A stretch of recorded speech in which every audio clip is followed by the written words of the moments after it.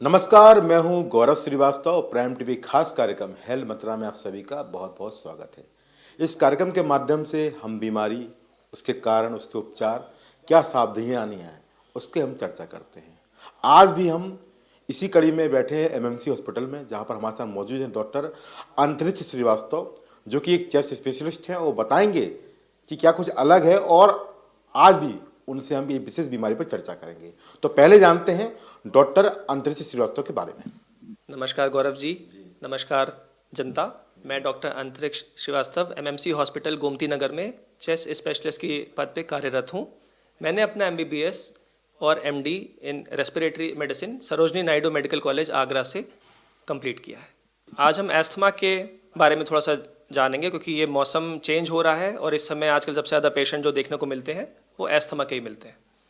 Doctor, आप asthma की बात कर रहे हैं, तो अगर हम अस्थमा की बात करें तो अस्थमा के कारण क्या है, क्या अस्थमा है? क्योंकि हम सुनते लगातार हैं, अखबार में भी पढ़ते हैं, बीमारी के बारे में जानते हैं। अस्थमा आखिर है क्या? एस्थमा, जिसको हिंदी में दमा भी कहा जाता है, इसको अगर आसान भाषा में समझें तो सांस की नली की जो एलर्जी होती है उसको एस्थमा कहते हैं। इसका मतलब ये है कि कोई भी इंसान अगर उसको मौसम बदलते समय या धूल मिट्टी में जाने पे या धुएं का एक्सपोजर हुआ, भाई आपके आसपास कोई बैठा है जो सिगरेट पी रहा है, उसके धुएं से आपको खांसी उठ जाती है, या ठंड के मौसम में आपको सांस फूलने लगती है और आप बहुत परेशान रहते हैं। गर्मी में आप बिल्कुल फिट एंड फाइन रहते हैं। जब भी मौसम चेंज होता है, जैसे सितंबर अक्टूबर में और फरवरी और मार्च में, जब हवाएं चलती हैं, जब पॉलन होते हैं हवा में, जब वो आपके सांस के रास्ते आपकी सांस की नलियों में जाते हैं, तो सांस की नलियाँ उससे एलर्जिक होती हैं। एलर्जिक होने की वजह से वहाँ पे बहुत सारा सिक्रीशन होता है बलगम का, और वो नलियाँ सिकुड़ जाती हैं। उसकी वजह से सांस लेने में दिक्कत होती है, प्लस पेशेंट को खांसी भी आना स्टार्ट हो जाती है। इसको यूजुअली हम लोग समझते हैं कि कोई निमोनिया हो गया, इन्फेक्शन हो गया, लेकिन ये इन्फेक्शन नहीं है।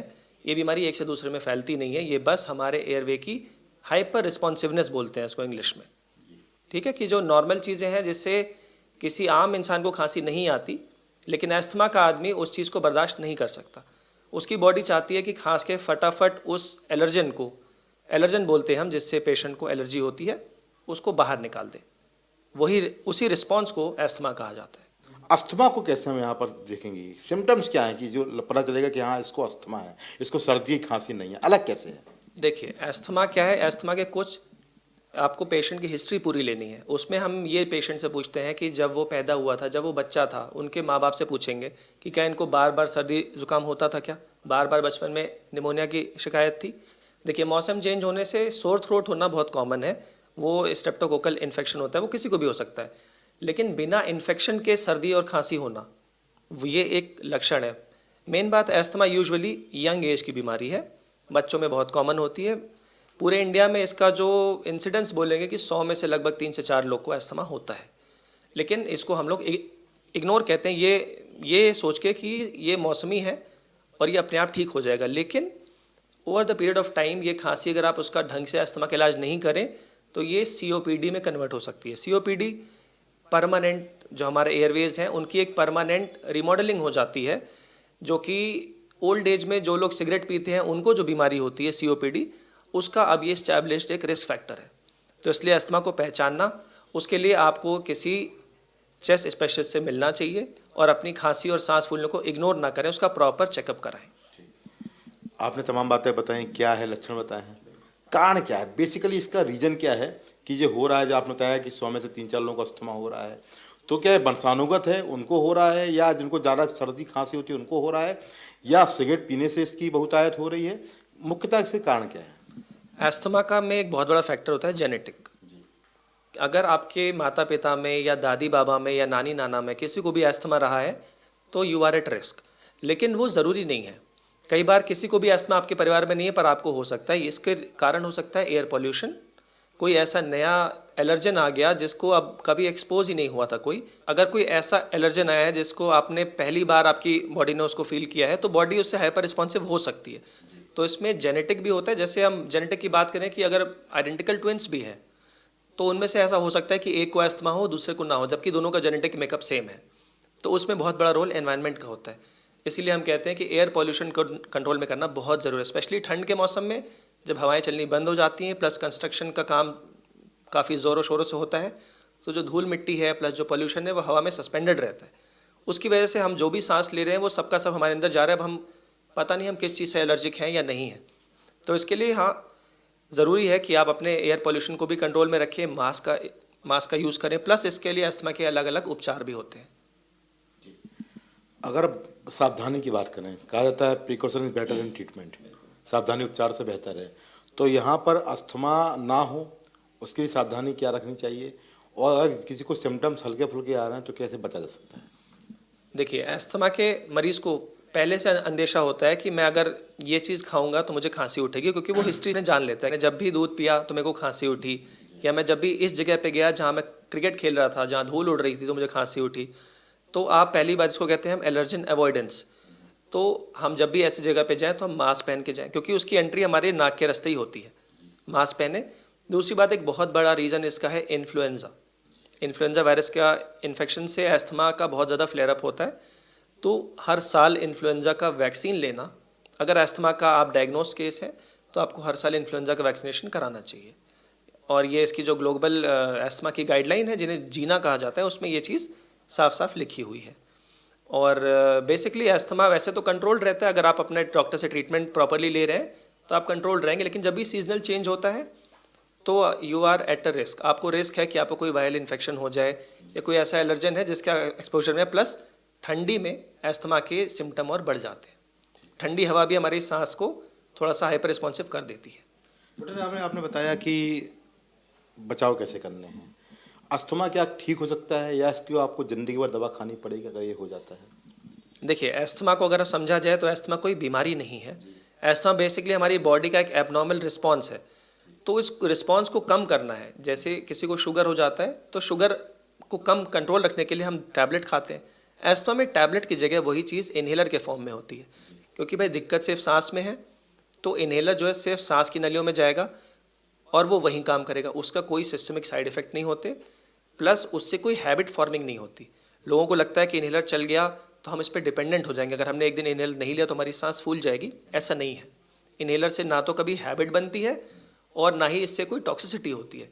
ये बहुत ही सेफ डोज में बहुत ही सेफ तरीका है, वेल रिसर्च्ड है मॉलिक्यूल, इसमें कोई घबराने की बात नहीं। इन्हेलर अगर आपको डॉक्टर प्रिस्क्राइब कर रहा है तो वो आपके अच्छे के लिए, कि आप बार बार अस्थमा के अटैक से होने वाले जो आपको दिक्कतें हैं वो ना हो, प्लस अगर आप इन्हेलर नहीं लेते हैं और आपको अस्थमा का अटैक आता है तो आप जाके एडमिट होते हैं, उसकी वजह से जो फाइनेंशियल बर्डन आपके ऊपर, आपके परिवार के ऊपर आता है वो ना पड़े। उससे बचने के लिए आप इन्हेलर रेगुलर यूज़ करें, जैसे कि डॉक्टर प्रिस्क्राइब करते हैं, जैसे मैं भी प्रिस्क्राइब करता हूँ। Inhaler is the best and the safest form of medicine for asthma, और उसको रेगुलर लेने में हार्डली 10 सेकेंड लगते हैं, तो उसमें कोई प्रॉब्लम नहीं होती है। पंडित जी, आपने तमाम चीज़ें यहाँ पे बताई। अगर हम बात करें उपचार की, ट्रीटमेंट की, तो इन्हेलर के अलावा क्या कुछ और अलग से ट्रीटमेंट लेना पड़ता है अस्थमा को ठीक करने के लिए या उसको रोकने के लिए? नहीं, देखिए, अस्थमा क्योरेबल नहीं होती, it can only be controlled. इसको कंट्रोल कर सकते हैं, इसको कंट्रोल करना बहुत ईजी है, क्योंकि आप अपने आसपास की हवा को तो नहीं बदल सकते। तो इसलिए अपने एयरवे में होने वाले इन्फ्लेमेशन को कंट्रोल करने के लिए आपको इन्हेलर लेना है। हाँ, अब ऐसे इन्हेलर्स आ गए हैं जो दिन में एक ही बार लेने होते हैं, प्लस इसमें अगर किसी का नहीं कंट्रोल्ड है तो वैक्सीनेशन से बहुत हेल्प मिलती है, प्लस कुछ इंजेक्शंस भी आते हैं, आईजी एंटीबॉडीज आती हैं। वो अस्थमा के कई टाइप्स होते हैं, कुछ पेशेंट इसमें फिट बैठते हैं, बट स्टिल उनको भी इन्हेलर लेना ही पड़ेगा। इन्हेलर इज मतलब कॉर्नरस्टोन ऑफ ट्रीटमेंट है। इन्हेलर ही इसका इलाज है, इन्हेलर ही इसका बचाव है। अगर बात करें डेंजरस स्टेज की, तो किस डेंजरस स्टेज तक, किस खतरनाक स्टेज तक जा सकता है कि यहाँ पर नुकसान हो सकता है आपके मामले में? अस्थमा वैसे तो जानलेवा बीमारी नहीं है, लेकिन अनकंट्रोल्ड अस्थमा, अगर आप इन्हेलर नहीं ले रहे हैं तो डेफिनेटली अस्थमा का अटैक जानलेवा हो सकता है। अगर आपको समय पे अस्पताल नहीं पहुंचाया गया, समय में आपको नेबुलाइज नहीं किया गया, समय पे आपको इन्हेलर नहीं मिला, तो बहुत रेयर केस में ही जानलेवा हो सकती है। अस्थमा का अटैक वैसे तो अपने आप ही ठीक हो जाता है कुछ टाइम तक, लेकिन अगर उस टाइम में आपका कार्बन डाइऑक्साइड लेवल बहुत बढ़ गया या ऑक्सीजन लेवल बहुत फॉल हो गया तो जान जा सकती है। ट्यूबरकुलोसिस होता है, सांस फूलती है लोगों की। अब कोरोना के समय भी हमने देखा तमाम लोग सांस की बीमारी से ग्रसित हैं। अस्थमा, टीबी, काफ़ी कुछ अंतर है, पर अगर किसी को सांस फूलने की बीमारी या उसके फेफड़े कमज़ोर हो रहा है तो हमको कैसे अंदाज़ लगा सकते हैं सिम्टम वाइज कि इनको टीबी हो सकता है या आने वाले समय में इनका और नुकसान हो सकता है, या इनको डेफिनेटली अस्थमा ही है? देखिए टीबी में क्या होता है, टीबी इन्फेक्शन है माइकोबैक्टीरियम ट्यूबरकुलोसिस का, तो उसमें सबसे इंपॉर्टेंट चीज़ है कि फीवर होगा। एस्थमा में फीवर नहीं होता। एस्थमा के पेशेंट का आप चेस्ट एक्सरे कराएंगे वो बिल्कुल नॉर्मल आता है। टीबी के पेशेंट का चेस्ट एक्सरे कराएंगे तो उसमें कुछ ना कुछ आपको धब्बा दिखेगा। प्लस टीबी के पेशेंट में उसका इलाज संभव है। उस टीबी की बहुत अच्छी दवाइयाँ मौजूद हैं, सरकारी प्राइवेट दोनों में, और उनसे ऑलमोस्ट 99% पेशेंट ठीक हो जाते हैं। लेकिन एस्थमा में ऐसा बहुत ज़्यादा होता है, स्पेशली गांव में, जहाँ लोगों को जागरूकता नहीं है कि खांसी का मतलब टीबी, ये नहीं होना चाहिए। खांसी को आपको प्रॉपर एवेल्युएट कराना चाहिए। कई एस्थमा के पेशेंट हमारे पास आते हैं जिनकी टीबी की दवा चल रही है 6 महीने 8 महीने से, पर उनको टीबी है ही नहीं, सिंपली खांसी है तो उनको टीबी की दवा दी जा रही है। टीबी की दवाओं के भी अपने साइड इफेक्ट्स होते हैं, तो इसलिए हर तरह की खांसी का, एस्थमा का एक जो टेस्ट होता है डायग्नोस्टिक टेस्ट, सबसे इंपॉर्टेंट तो पेशेंट की हिस्ट्री है, जैसे मैं पहले बता चुका हूँ। दूसरा एक स्पायरोमेट्री एक टेस्ट होता है, उसमें हम सांस की नली की सांस फूंकने की क्षमता को जांचते हैं। तो उसका एक कट ऑफ है जो कि ग्लोबल गाइडलाइन में दिया हुआ है। अगर उस कट ऑफ से नीचे वो आता है तो पेशेंट की एस्थमा की डायग्नोसिस बनती है। वो बनने के बाद हम उसका इनहेलर स्टार्ट करते हैं और उसको 100% रिलीफ मिलता है। तो एस्थमा इज़ टोटली कंट्रोलेबल और इससे कोई घबराने की बात नहीं है। लंबे समय से इलाज कर रहे हैं, चेस्ट स्पेशलिस्ट हैं, कोई ऐसा वाकया हो जिस बीमारी से जुड़ा हुआ हो, जो आपको अलग लगा हो, आपने इसको क्योर किया हो? देखिए एस्थमा तो स्टार्टिंग है, ये बेसिकली इट्स एक बहुत बड़ा स्पेक्ट्रम है एस्थमा का। एस्थमा इसकी पहली बीमारी है, ये आगे जाके ABPA, COPD मल्टीपल फॉर्म्स में मतलब प्रेजेंट कर सकती है। स्पेशली ऐसे लोग जिनको एस्थमा है उनको पता नहीं है, लेकिन अगर वो ऐसे काम करते हैं जैसे कि पत्थर काटने का या लकड़ी काटने का, तो ऐसे पेशेंट मेरे पास एक आया था जो पत्थर काटने का काम करता था। तो उन पेशेंट्स में अगर 10 साल से ऊपर का एक्सपोजर है तो न्यूमोकोनियोसिस नाम की बीमारी हो जाती है। उसको अंडरलाइंग एस्थमा भी था, वो उसको पता नहीं था। तो वो जब हमने उसकी जांच करी तो हमको ये बात सामने आई। तो ऐसा कई बार एस्थमा और बीमारियों की वजह से भी डायग्नोज हो जाता है कि पेशेंट आपके पास किसी और वजह से आया, लेकिन आपने उसको इवेल्युएट किया तो वो एस्थमा निकला। तो इसीलिए कोई भी खांसी और सांस के मरीज़ को मैं तो पूरी तरह से इवेल्युएट करता हूँ, और मैं सबको, पेशेंट को भी, आप लोग को, जनता को बोलूँगा कि अपनी खांसी और अपने सांस फूलने को इग्नोर ना करें। किसी अच्छे चेस्ट स्पेशलिस्ट से ज़रूर कंसल्ट करें और उनकी एडवाइस को मानें। तो ये थे हमारे साथ डॉक्टर अंतरिक्ष श्रीवास्तव, जिन्होंने अस्थमा के बारे में बेहतर तरीके से एक्सप्लेन किया, बताया क्या कारण है, क्या लक्षण है, क्या सावधानी है, कैसे इससे बचाव करना है, इसका ट्रीटमेंट कैसे करना है, अपने आप को बचाना कैसे है, डायग्नोस कैसे करना है, कैसे इस बीमारी की व्यवस्थाओं को समझना है कि ये बीमारी कभी कभी बहुत खतरनाक लेवल तक जा सकती है। हालांकि यहाँ पर उन्होंने बताया कि मृत्यु दर उतनी ज़्यादा नहीं है, पर यहाँ पर हमको समझना पड़ेगा, अगर अस्थमा का आपने समय से डायग्नोस नहीं किया, उसका उपचार नहीं किया, तो हो सकता है आने वाले समय में आपको आने वाले दिक्कत और भी दे सकती है, मृत्यु का कारण भी बन सकती है। तो आज हमने जाना अस्थमा के बारे में डॉक्टर अंतरिक्ष श्रीवास्तव से। आने वाले समय में इसी कड़ी में फिर जाने किसी नए डॉक्टर के साथ होगी मुलाकात। तब तक देखते रहिए प्राइम टीवी। नमस्कार।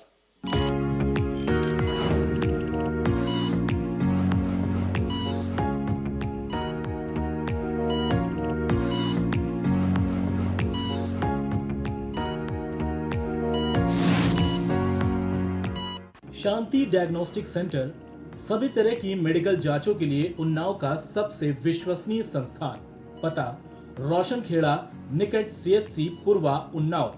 हमारे यहाँ मेडिकल जांच की सुविधा 24 घंटे उपलब्ध है। अगर आपको भी सताता है हड्डियों का दर्द तो हम करेंगे उसका पूरा इलाज। आइए हमारे पास ortho and neuro pain clinic C2199 C block, Indira Nagar, निकट लेबर अड्डा चौराहा, लखनऊ।